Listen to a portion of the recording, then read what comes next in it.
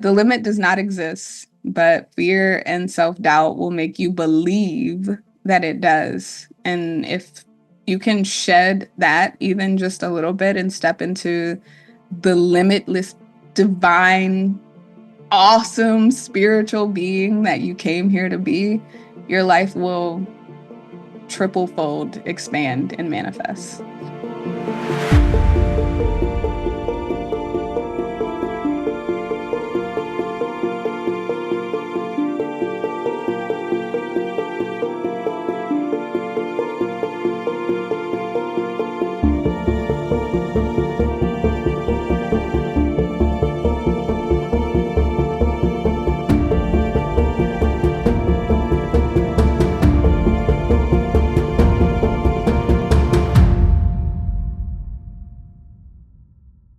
Hi everyone, welcome to Psychedelic Conversations. Today we have Diamond in the house. Welcome, Diamond. So amazing to meet you. It is so awesome to be here with you, Susan. I'm excited. Thank you for taking this time out to be sharing your experience with us. And I'm really looking forward to get to know you a little bit more. And just for the context, I'm going to be sharing a few lines of your bio, and then of course we'll dive into your story. If that's okay. For sure. Great. So Diamond is an award-winning speaker whose journey has been featured on KQED Radio News, OnStage Plus Television, New York Weekly, and loads of podcasts. With a background in visual communications, brand strategy, and a passion for personal growth, Diamond brings a unique blend of creativity, expertise, and energy to every conversation. This is amazing. And your mission is helping women break free from fear and self-doubt? Absolutely. And I'd love to dive into that. So what brings you to this space? If you can maybe start there. Yeah, for sure. So I love all things psilocybin and psychedelics just because I've had my own personal experience with them. In August of 2022, I participated in a clinical trial that actually healed my depression, and they used psilocybin, not the actual mushrooms. They, of course, extracted it into these teeny tiny capsules, but it used psilocybin to help my treatment-resistant depression. So I give a lot of kudos, a lot of credit to psilocybin specifically. Yeah. Can we go into that a little bit, the trial? Absolutely. So in what year did you say? 2000? August of 2022. And where did you do this? What was the organizer? Who are they? Who are the researchers? Yes. So there's Tammy, whose last name I don't remember. And then there was Dr. Scott Aronson. Interesting that I remember that one. I guess because he's on all like the things. And then we did it was like a year and a half post check-in. And that was featured. It was like a Zoom call that we did through the Open Foundation. So I guess that's why I remember that one. But nevertheless, it was through Shepherd Pratt, which is a hospital up in Towson, Baltimore area of Maryland. And how many were there? How many of you entered into the trial? Yeah, I was 18. I believe they had a cap of 20, and I'm pretty sure they got all 20 people. So it tested the efficacy of psilocybin in people who have bipolar 2 treatment-resistant depression. So we all had been long-term sufferers of the depressive symptoms from bipolar 2. And I mean, this is gold. I've been meaning to speak to somebody who's actually entered into the trial. So I'm hearing that it's very, very difficult to get in. Like the criteria are so strict, and there's slim chance into getting into any trial. So how did you get in? What was the criteria? Yeah. Actually, I hear that a lot too, and I feel very fortunate and blessed. So I went to clinicaltrials.gov, and it was crazy because I was diagnosed when I was 14, and I had been in denial of my diagnosis for so long. I had only recently started to accept it. And so around that same time, I did a search for bipolar 2 and psilocybin. And I think there were like 6 that popped up. It's probably not right. It was a long time ago now. But there were a few that popped up. There were a few that were like away, like in California. I was like, I'd much rather be close. And so the closest one was Shepherd Pratt. They had a couple of emails listed to contact if we were interested. There wasn't any like form or anything. So I filled out an email basically letting them know, you know, I'd been diagnosed. There's probably some other stuff in there.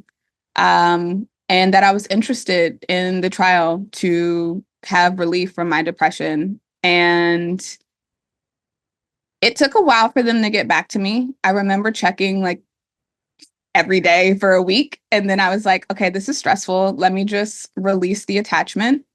And if it's meant to be, it'll be. And then a couple of weeks later, I got an email and they were like, hey, we want to hop on a Zoom call with you and like basically see if you're a good fit. And they were really nice. We did the Zoom call, everything, they asked me what medications I had been on, what things I've tried. I had my medical marijuana card at the time, which I thought was going to be like a disqualifier, simply because of like the waiting period of how long THC takes to get out of your system. But through the qualification period of the trial, I gave up smoking. All my drug tests came back positive. I mean, not positive, negative. And it was green light from there, just answering a bunch of scales, getting baseline stuff that they needed in order to admit me into the dosing day experience. Wow, this is great.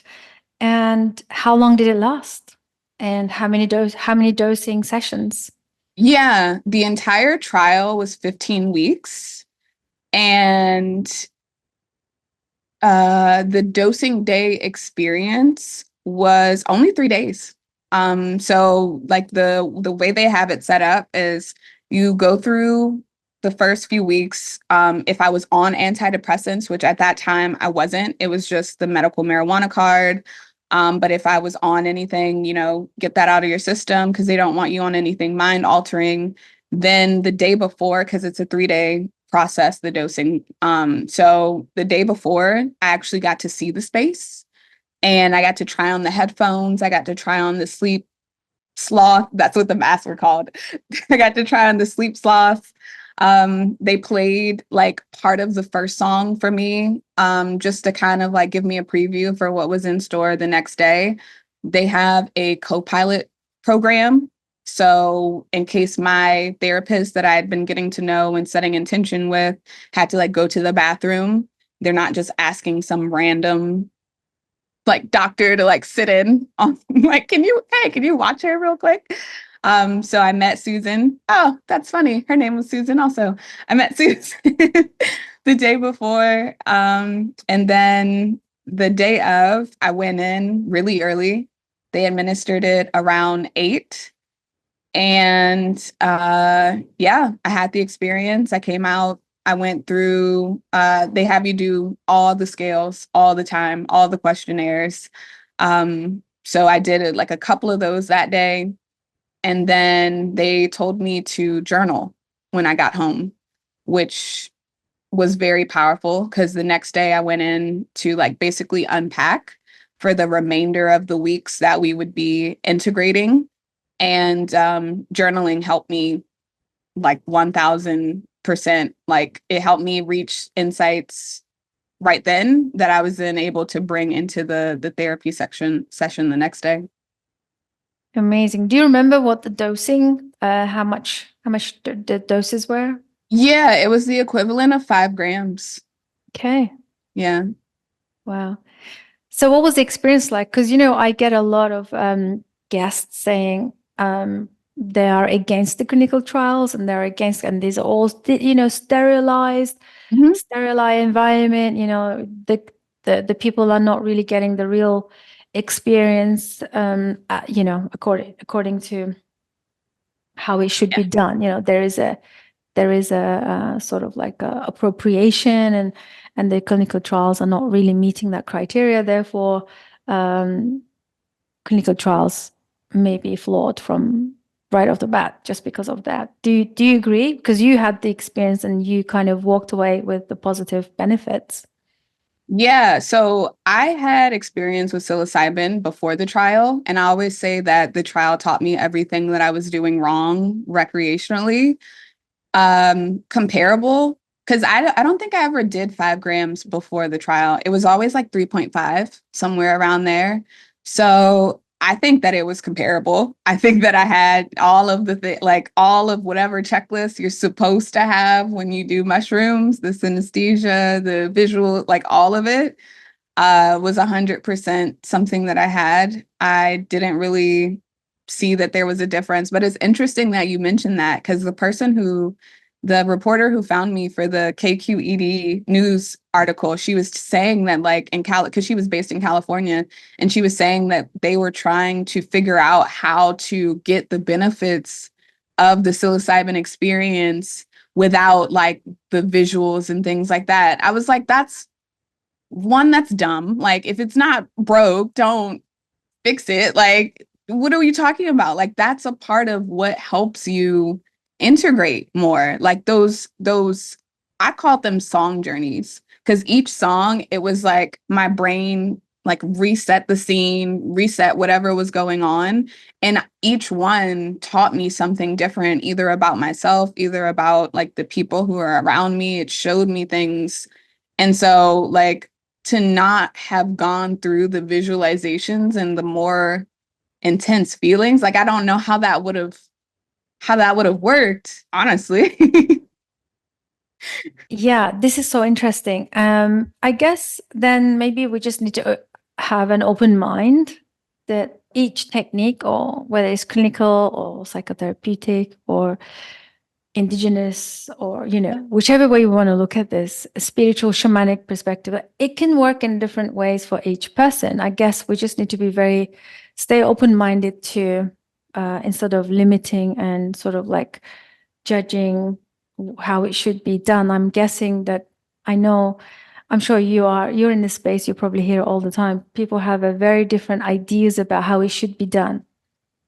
Oh yeah, and even since the trial, like I've haven't been to an ayahuasca ceremony, but my business partners with a local nonprofit called Temple Mother Earth. And so they had a shaman come for 2 weeks and they did ayahuasca ceremonies. And even just the way that he did them, like it was different than a trial for sure, but it was still effective. It was still powerful. So yeah, um, the reason why I said it showed me everything I was doing wrong was because for the simple fact that there was no integration protocol. It was like, let me do all of my work, then I'm going to take these mushrooms, and then by the time I came out of the experience, I just went to sleep. There was no journaling. There was no how can I bring this into. So that's what I meant. But yes, open mind for sure. Yeah, this is great. Thank you for sharing. So, what I would like to ask next is bipolar, the Mhm. condition. So, there's bipolar 1 and then there's 2. And there's also, like, I know personally people who are researching. And not long ago, I think there was a lot of articles and conversations around people with bipolar shouldn't be taking Mm. psychedelic medicines and mushrooms. What are your thoughts on that? Yeah, so that Maybe, actually, yeah, mm, sorry, maybe you can like tell us also like what is the difference, yeah. like the bipolar 2 as opposed to Yes. 1, and then is it because, is there a reason why they have categorized it? Maybe you know so much about this stuff. I'd love to learn because, this is something in the conversation at the moment. Yeah, absolutely. This actually came up during the open foundation conversation. So the main difference between bipolar 1 and bipolar 2 is hypomania versus mania. So people who have bipolar 1 disorder, they have what's called mania. So they're typically those like super hot cold people. Like this is not politically correct, but like when people would say, "Oh, you're acting bipolar," like these are the types of people who they were describing. So, common things are like being promiscuous. I don't know why I can't say words right now. Spending money that they don't have, and just being like really just all over the place when they have these like these manic episodes. And so what happens is, people with bipolar 1, they have this huge wave of mania, and then they come back down, and then it's like a little bit down, and then they come back up, and then it's that cycle. Like there's a baseline somewhere in there. But it's very much the high highs, and like it's like, a little low. Bipolar 2 is the opposite. So, bipolar 2, the depressive symptoms are so debilitating. And oftentimes, like, yeah, there's a baseline, but we live most of our experience with this diagnosis in the low. So much so that before, when I was looking at like, how can I do alternatives, I would, I had discovered Reddit.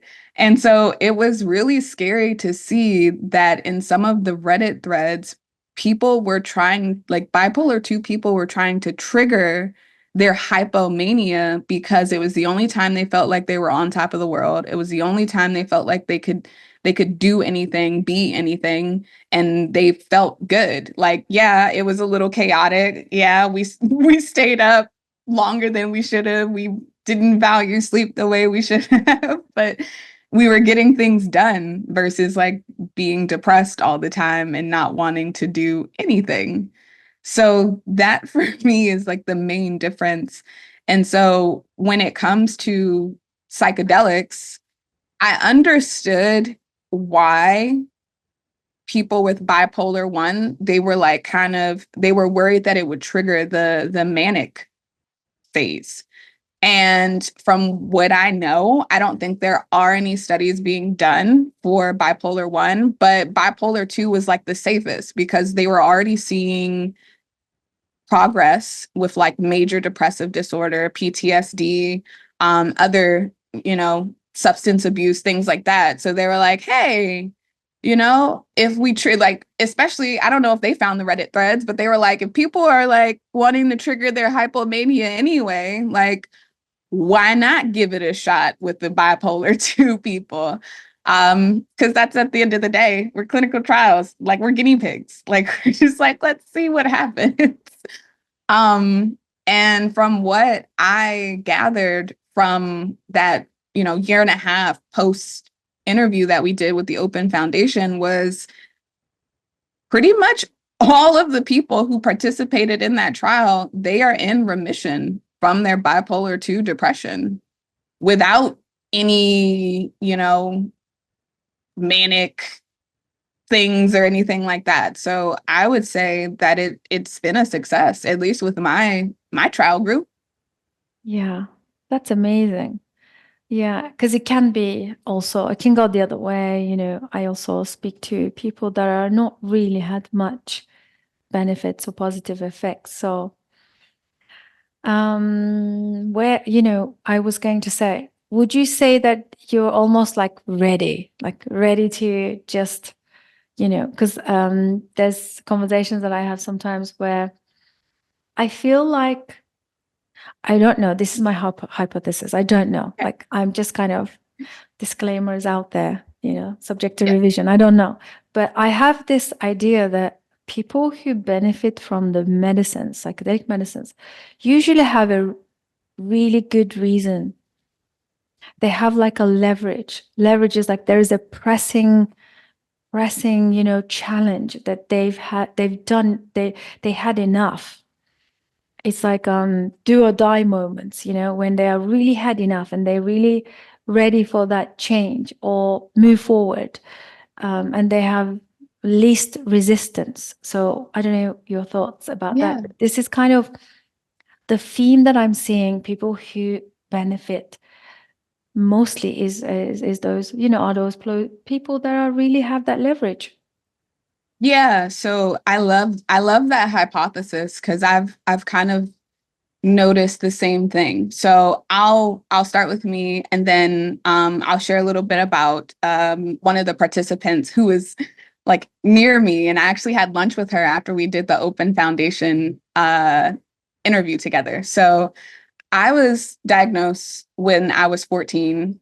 And the reason why I was even diagnosed was because I grew up with a borderline personality, undiagnosed parent. And so my only way that I knew to escape as a minor was suicidal ideation, suicidal attempts, running away. And when you're a minor, those things land you in hospitalizations. And so even though she was never diagnosed, I got the diagnosis because of the way that I was reacting to the situation. And so I was actually removed from her care when I was 15 due to child abuse and neglect. And part of when you're removed from a parent's care is they always want the goal of reunification with the family. Like they never want to just tear you away and throw you in the system. And so she had opportunities where we would have these family mediation meetings. My aunt, who I now call like affectionately my Aunt Mom, she's 80. She just celebrated her 80th birthday in March, but she helped raise my mom because my mom was a product of my grandmother's second marriage or relationship. And she was kind of a surprise because my mom was born when they were 40. And so my aunt really helped raise my mom, and then she helped raise me as well. And when all of this was happening, she actually stepped in and she got certified for kinship care so that she could take me in. She had to take parenting classes. She had to get her home inspected, all of the things so that it was safe for me to go with her out of group home settings. And so my mom wouldn't show up. My aunt would. My mom would not answer the phone when my social worker called because she was just like, I'm done with it. Like I take her. I don't like pretty much. And so when I was in the system, they found my dad. And I went to live with him for my junior and senior year, which was an interesting time because in a lot of ways I had grown up faster than I was probably supposed to. And in a lot of ways, I felt like almost an adult. Like I knew I wasn't, but I felt like almost an adult because of the things that I had been through, the traumas that I had experienced, and the work that I had done. So to go back to a dynamic with someone who I didn't know, he would say things like, I'm never going to like give up on you. And because of my abandonment issues from my mom, like I'd be like, yeah, okay, sure. And sure enough, during my senior year, I actually went back to living with my aunt because of our differences. So there was this narrative that the people that I loved would abandon me. And and that does something to a person's psyche. So at the time that I found the trial, I knew that antidepressants, SSRI, all of the things, those weren't the path. And I was experimenting with um, plant medicine, like Rhodelia rosé. I was experimenting with like lion's mane, making my own capsules, trying to handle things holistically. And it kind of worked, but it wasn't like super powerful. And the one thing that would always make things even worse was like during the luteal phase of my cycle, like when we're PMSing, when our hormones have us really snappy. I have a daughter, she's 7 now, but back then she was younger and she's chaotic now, but she was a lot more back then. And so I was at a point where I was tired of snapping at the people in my life. Like I said, I had been in denial of my bipolar 2 disorder for almost 10 years, like pretty much since the diagnosis was given to me. I was like, I know I'm like depressed, but I don't really resonate with this like bipolar part of it all. And when I really looked at some of the reasons why I was so unhappy and so irritated all the time, like it fit. So I really couldn't deny it at that point. And so I was at a point where, like, my partner and I, we've known each other for 10 years. That's also my daughter's father. And, we were butting heads. I was snapping at my daughter, and I was like, I don't want to be this way with my family. And I wanted something that was more effective than the natural alternative. So your hypothesis is like kind of spot on, because it was like, well, I don't know what else there is. Like I said, I had already experimented recreationally with psilocybin, and obviously I was like, okay, well, maybe there's something that I'm doing wrong here if people are having these experiences. So I was at that point. The other person who I had the coffee with after we did the interview together, she went through the electro, the electro convulsive therapy thing. And, she was having short-term memory loss.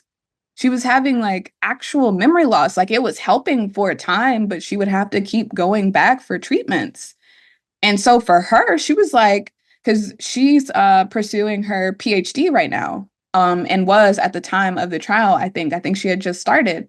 And she was like, I can't have memory loss while I'm trying to get this doctorate degree. And so it was like, well, I've tried all these medicines, I've tried this therapy, and it helps a little, but if psilocybin can help more, then I'm going to try that. Yeah, yeah. Thank you so much for sharing. This is such a great, genuine, personal story. I'm sure our listeners will connect with. So yeah, so the hypothesis is always about, if there is a pressing pain, there seems to be more opening to the change. It's like, if the not changing is more painful than changing, people tend to like commit to the medicine work, and they seem to benefit a lot. So, Diamond, what's the mission? What's now that you have somehow come to a tool, a method, a medicine that is very helpful, and you said that you are really passionate about helping women. So, if you can tell us a bit about your mission going forward, and the Yeah, purpose. yeah, absolutely. So the trial was in August of 2022. In October of 2023, so kind of recently, but also almost a year, um, I found the modalities that I use now, human design and gene keys. And now that I have them, I look back on whatever period of time that was from the trial ending to me finding them, as like I was kind of floundering around. The trial woke me up, because at the time of the trial, I was a business owner of two businesses. I was a mom, and I was pursuing my visual communications degree. So it suffices to say that I was doing all the things. And I was like, okay, this life that I've created for myself is actually running me instead of the other way around, and I need that to change. So I had pivoted from being a product-based business to a service-based business. And even though I had grown a successful business of 2 years, that pivot made me question all of my, like, all the things that worked in the product-based business didn't work, or it didn't seem like they translated in the service-based business. And not only that, I was the product at that point, and I was struggling a lot with self-esteem and feelings of unworthiness. And so like it was I joined a business coaching program to like help me build this service-based business and to create like brand things and all the things, but it was still like I was stuck in comparison, like imposter syndrome. I was, they have this new shiny object syndrome where like you're constantly getting distracted by like the next thing that someone says is going to work. Like if you just do these steps, you'll create 10K in your coaching business. and you get distracted and you go down that rabbit hole for a little bit and it's like, that didn't work. And then you lose the traction that you were gaining with what might have worked. So I found human design and Gene Keys at a time in my business where I was searching for my business superpower. And everywhere I went, people always said that my energy is contagious, that it's infectious. And I was like, that is awesome. However, that doesn't seem to be translating as a superpower that I can teach to other people. Because if I could teach my family how to have my energy sometimes, I would. My friends, I would. But it doesn't, we're different. It doesn't translate. So it began to be something that like angered me almost because I was seeing it as something that was outside of me. Like people love this energy thing, but like I'm in this business mode. So like, how do I find that superpower? And someone asked me, they were like, do you know your energy type? I was like, I don't know what you're talking about. No. And they sent me a calculator for human design, and it was from the people who like founded human design. And so their whole business model is like based, like when you first pull your chart, they want you to buy the report, which is like $50. I was like, I'm not spending $50 on something that I don't know anything about. So one YouTube university rabbit hole later, I found out what it meant to be a generator, what it meant to have emotional authority, what it meant to be a 5/1. And everything that I was finding about myself through human design, it was confirming and validating who I was, like on such a deep level that I was like, I don't know how this relates to business. Because of course I'm a 5/1. The one is a researcher. So I pulled my chart, I pulled my daughter's chart, I pulled my partner's chart, and everything that was like being said, it fit. So I was like, I don't know how this translates into business necessarily just yet, but I'm going to figure out a way because this is what people are missing. This is what people are needing. And one of the reasons why I like to say that I specialize in like women specifically is because I am a woman, number one. And one of the rabbit holes that I went down was learning all about the fertility awareness method, which is like understanding your cycle, syncing with your cycle, recognizing that there are 4 different personalities. There are 4 different productivity levels of each of the phases of your cycle. But not only that, women are just, we are naturally more intuitive, I feel. And we live in a society that prizes and praises the logical brain. And so if you can't explain it by fact, then it's almost like you're made wrong for it. And so many of the things that I've learned through human design and Gene Keys, like they show me that like I intuitively felt these things, but I was made wrong for them by my family or by my friends or by society. And so that's why it gives me such great joy to do these readings and packages with women entrepreneurs because I'm like, no, actually, you're not doing anything wrong. You're not, there is nothing wrong with you at all. You were designed this way. And if you just lock in on that little, it's called inner authority. If you just lock in and you start to listen to your inner authority and you follow your strategy for whatever your energy type is, you will see signs and synchronicities that maybe won't make sense to outside people, but you know deeply that that is a sign from the universe that you're on the right path and that you're doing the right things and that it will translate into your business.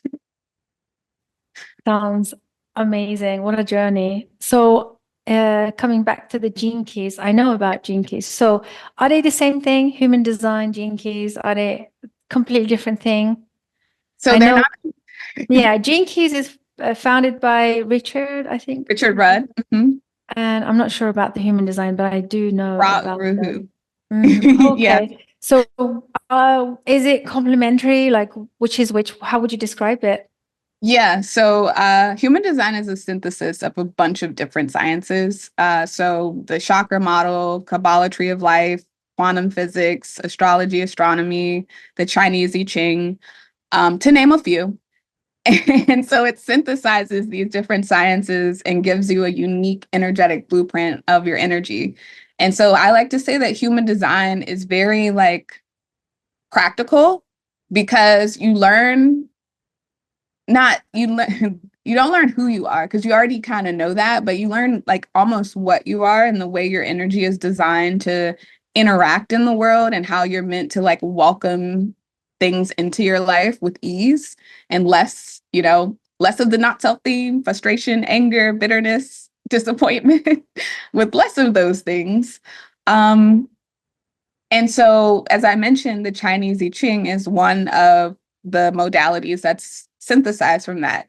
Richard actually studied under Ra, like back when he was alive, and he actually had like the human design rights in the UK. And then Richard had his own download around the gene keys, which is more specifically dealing with like a combination of the Chinese I Ching and quantum physics, those two sciences. And so he pretty much was like, I have loved my time here, Raw. I'm going to give back the rights and I'm going to go and do this whole Gene Keys thing. And so I used to say it's a spinoff, but it's really not. They're not two totally different things because they pull from some of the same like language. But what I will say is human design is very like, it's a map. It's like kind of a GPS. Like these are the gifts your soul chose in this lifetime to be successful here. And then Gene Keys is like, okay, now that you know these gifts, like they all have different vibrations. There's a shadow, there's a gift, there's a city. Many of us live in the shadow, and it's like, how can in Gene Keys, there's a lot of contemplation, as you know. So, and that frustrated me because I found Gene Keys like 2 months after I found human design. And like I'm a very like, let's like, what are the steps? Because in my brand sphere, it's transforming the shadow of immaturity, which is moving from a place of external fixation into a place of internal groundedness, into the gift of expansion, and at its highest level is superabundance. And I was like, okay, well, how do I get from here to the superabundant part? Like, what are the steps? And he's like, contemplate, look at your life. And I'm like, I need practical strategies for how to do these things. But as I dove deeper into human design and I understood more about that, I saw the value of Gene Keys because you do learn a lot from contemplation. It does. And I think that's why I love both of them for psychedelic integration, because Gene Keys very much helps you to slow down. We live in an instant gratification society that's always like, I need answers now. You got to do this now, like buy now, all of the things. And it's like, no, actually, like take a beat and actually like, think and be in your awareness and see what comes, which not a lot of people want to do. Yeah. Well, this is amazing. Thank you so much for sharing. So what I'm hearing is Gene Keys and human design can be already a very powerful map to understand yourself. And then you bring in the psilocybin. Of course, Yeah. the medicines can be very powerful pattern disruptors so that it can kind of catalyze Yeah. the learning. I mean, I hear a lot of people saying that they learn faster when they microdose, they learn faster when they work with the medicine. So I can Absolutely. understand how powerful a combination it can be. Well, this has been very insightful. Thank you so much, Diamond. And so as we come to the end of our conversation, where can our listeners find you? How can they connect with you? We'll have everything in the show notes also. And then maybe we can take last words of wisdom from you before we let you go. Okay, yeah, for sure. So the main place is my website, diamonddripconsulting.com. There, they'll actually be able to pull their free chart with actual information about what they're looking at instead of like the tool that I use that sent me on a rabbit hole of videos. So that's the main place, diamonddripconsulting.com. As a brand strategist, I pride myself on building an online presence. So any platform that you can think of, TikTok, LinkedIn, Instagram, heck, even Google, if you just type in hashtag Coach Diamond Drip, I'm going to pop up. I've been working at that since April, and I have my friends from all over the world, all over the country. I'm like, hey, every so often, can you just like search hashtag Diamond Drip and just see what comes up? Um, yeah, that's where you can find me. And then in terms of the last words of wisdom, very much I'm working on getting this put on a shirt so that it can be on the website somewhere. But the limit does not exist, but fear and self-doubt will make you believe that it does. And if you can shed that even just a little bit and step into the limitless divine awesome spiritual being that you came here to be, your life will triple fold, expand, and manifest. Amazing. Thank you so much for bringing such message of hope and resilience and positivity and energy. Thank you. It's been so lovely to meet you and connect with you and hear your story.